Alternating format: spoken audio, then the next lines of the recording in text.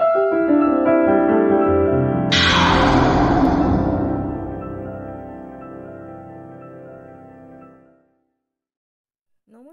মৌমানি রান্নাঘরে তোমাদেরকে অনেক অনেক স্বাগত আর অনেক অনেক ভালোবাসা। তোমরা সবাই কেমন আছো? আমিও ভালো আছি। তো দেখো, এখানে নিয়েছি আমি মটর আর আলু, সমস্ত কিছু ধুয়ে পরিষ্কার করে নিয়েছি। আর এইদিকে কাঁচা লঙ্কা, পেঁয়াজ আর টমেটো কেটে নিয়েছি। আজকে করব মাটনের চর্বি দিয়ে একটা ঘুগনির রেসিপি শেয়ার করছি তোমাদের সাথে। তো কে কীভাবে করো অবশ্যই কমেন্টে আমাকে জানাবে। আর আমি কিন্তু আজকে মাটনের চর্বি দিয়ে ঘুগনি রান্না করব। এখন তো বিভিন্ন রকমের ছাট মাংস দিয়ে ঘুগনি বিক্রি হচ্ছে, তো ভাবলাম আমিও তাহলে মাটনের চর্বি যখন আছে তাহলে মাটনের চর্বি দিয়ে একটা ঘুগনি রেসিপি শেয়ার করি তোমাদের সাথে। তো এখানে দেখো, প্রেশার কুকার নিয়ে নিয়েছি আর আলু মটরটা আমি প্রেশার কুকারেই সেদ্ধ করে নিব। হ্যাঁ, কড়াইয়ে বসালেও হতো। আর মটরটা আমি কিন্তু রাত্রেবেলা ভিজিয়ে রেখেছিলাম। ভিজানোর পরে তো ধুয়ে নিতে হবে, ধুয়ে টুয়ে আমি পরিষ্কার করে প্রেশার কুকারে দিয়ে নিচ্ছি। তো এতটা আলু লাগবে না, তার জন্য আমি কয়েকটা আলু কমিয়ে নিচ্ছি। আর এভাবে দেখছি পড়ে যাচ্ছে নিচে, তার জন্য 2 হাত লাগিয়েই আমি মটরটা প্রেশার কুকারের মধ্যে দিয়ে দিচ্ছি। পরিমাপ মতন জল দিয়ে দিব, দিয়ে এবার প্রেসারে 4 থেকে 5টা সিটি লাগিয়ে নিব, যেন একটু মটরটা গলে গলে যায় আর একটু যেন গোটাও থাকে।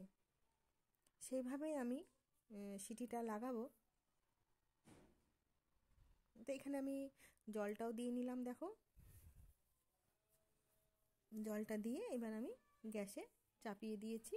প্রেশার কুকারের ঢাকনাটা বন্ধ করে দিব। এখানে কিন্তু আমি কোনো রকম কোনো লবণ বা সরষের তেল কিছুই দেইনি, সিম্পল আমি সেদ্ধ করে নিলাম। এবার আমি আলু আর মটরটা আলাদা করে নিচ্ছি, তার কারণ হচ্ছে আলুগুলোকে আমাকে ছিলতে হবে। এদিকে কড়াইটাও বসিয়ে দিচ্ছি আর খুবই অল্প তেলে কিন্তু আমি মাটনের চর্বিটা রান্না করব। তার কারণ হচ্ছে মাটনে তো অনেক তেল, মাটনের চর্বিতে তেল থাকে। তো এখানে গোটা গরম মশলা, তেজপাতা ফোড়নে দিয়ে নিয়েছি। দিয়ে এবার আমি পেঁয়াজ কুচিগুলো দিয়ে নিচ্ছি। যেভাবে আমরা মাটনটা রান্না করি ঠিক সেইভাবেই মশলা কষাবো, কিন্তু অত মশলা লাগবে না। মাটনের থেকে কম মশলাতে আমি কিন্তু রান্নাটা করব। এখানে খুব ভালো করে ভেজে নিতে হবে পেঁয়াজটাকে। আর যে কোনো তরকারি, যে কোনো ঘুগনির মশলা ভালো হলে খেতেও কিন্তু ভালো হয়। তোমরা গুঁড়ো মশলা দিয়েও করতে পারো, আর আমি তো সবসময় জানোই আমি বাটা মশলা ইউজ করি। এখানে ছোট ছোট দেশি চেরি টমেটো পেয়েছিলাম, সেগুলোই আমি 4টে কেটে নিলাম। আর বড় টমেটো থাকতে গেলে একটা দিলেই হবে। আদা রসুন বাটা আর জিরে বাটা, শুকনো লঙ্কা, কাঁচা লঙ্কা বাটা, আর এখানে নিয়েছি আমি কয়েকটা কাঁচা লঙ্কাও দিয়ে দিয়েছি। তার কারণ হচ্ছে লঙ্কাগুলোতে একটুও ঝাল নেই।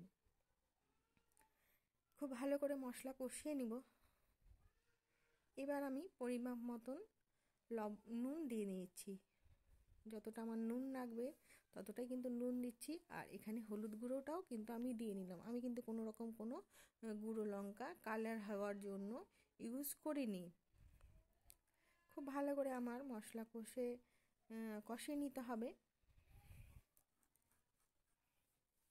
এবার আমি ধুয়ে রাখা মাটনের চর্বিটা কিন্তু দিয়ে দিব। মশলা কষানো আমার হয়ে গেছে, এটা খানিকক্ষণ কষাবো।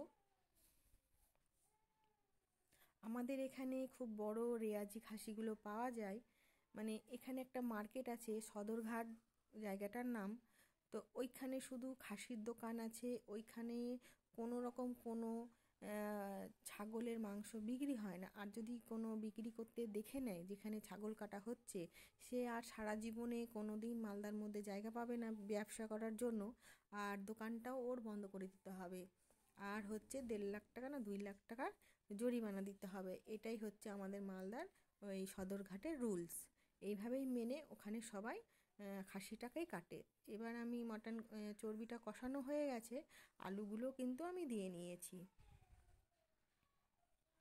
যারা মালদার মধ্যে থাকো তারা সদরঘাটের নাম অনেকেই শুনেছো, আর এই জিনিসটা কিন্তু জানো।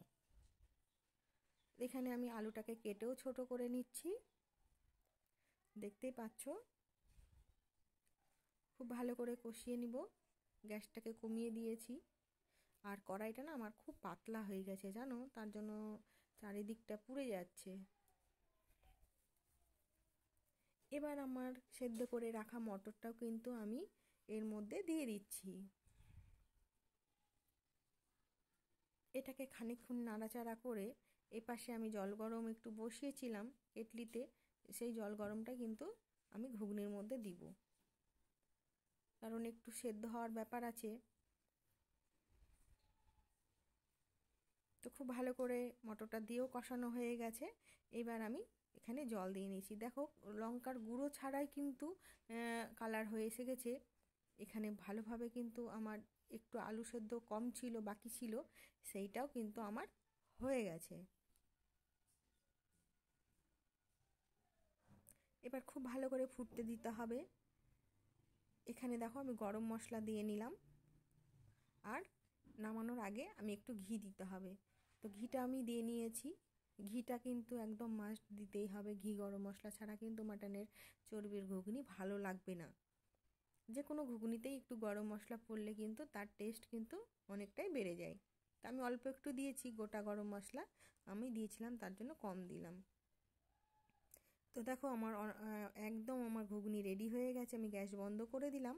তো কেমন হয়েছে অবশ্যই তোমরা কমেন্টে জানাবে। আর ভালো লাগলে একটা লাইক করে দিবে, শেয়ার করে দিবে। তোমরা সবাই ভালো থাকবে, সুস্থ থাকবে আর সাবধানে থাকবে।